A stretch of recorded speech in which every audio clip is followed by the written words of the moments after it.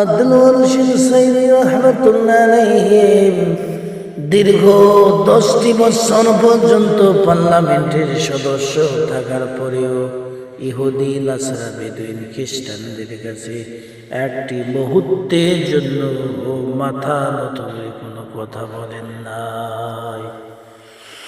সারা পৃথিবী তিনি আল্লাহর কোরআনের দাওয়াত দিয়েছেন, মানুষকে অন্ধকার থেকে আলোর দিকে আনার জন্য চেষ্টা করেছেন। আল্লাহ পাক পবিত্র কোরআন শরীফের মধ্যে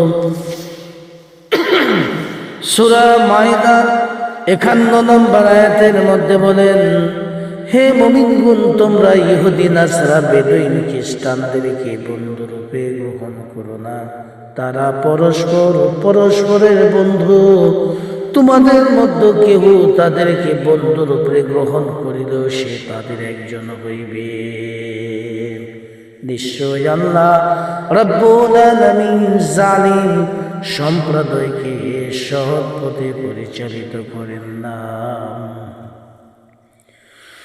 সূরাতুল মাইদা 157 নম্বর আয়াতে আল্লাহ আবার বলেন, হে মুমিনগণ, তোমাদের পূর্বে আমি যাদেরকে কিতাব দেওয়া হইয়াছে তাদের মধ্যে যারা দিনকে হাসি তামাশা বস্তুরূপে গ্রহণ করে তাদেরকে এবং কাফেরদেরকে তোমরা বন্ধুরূপে গ্রহণ করিও না।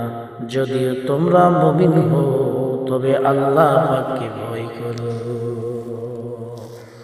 আমার দেশে দেখে যায় কিছু হযরত উলামায়ে কেরাম তারা হিন্দুদের মন্দির করে দিতে চায়, ভগবানের সঙ্গে আল্লাহর তুলনা করে।